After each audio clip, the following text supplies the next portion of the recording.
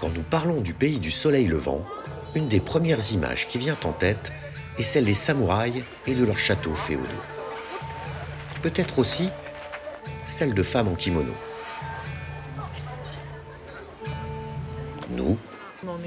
Nous allons vous parler d'une autre tradition, celle du saké japonais, le Nihonshu. Et cela fait plus de 900 ans qu'il occupe les espaces de convivialité.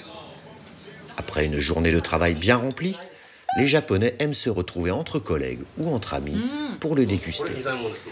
Il est consommé essentiellement pendant les repas, selon les goûts de chacun.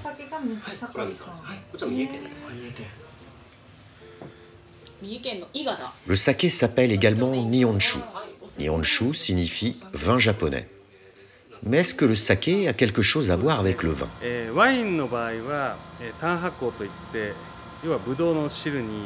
La grande différence entre le saké et le vin, c'est la fermentation.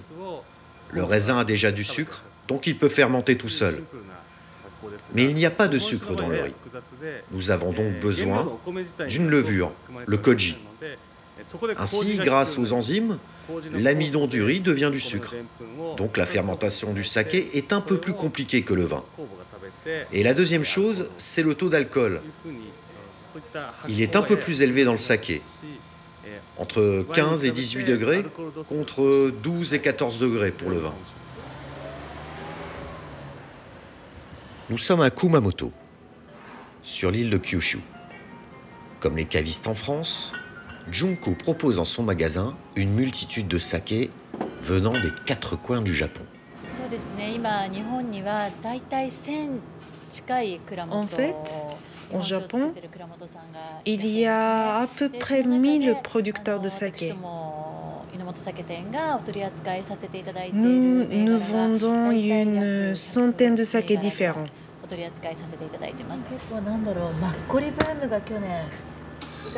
Chaque saké est donc différent et les clients doivent être conseillés en fonction de leur goût. Junko aussi a ses préférences.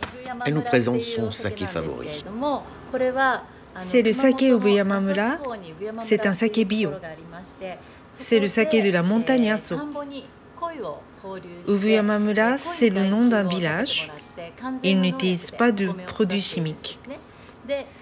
Ils mettent des poissons, des carpes dans les rizières pour manger les insectes. Pour l'eau, ils utilisent l'eau de source de village, qui fait partie du top 100 des meilleures eaux du Japon.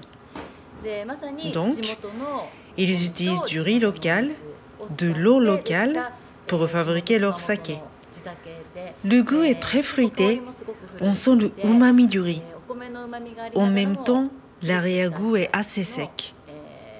Moi, c'est un de mes préférés et je le conseille aux clients.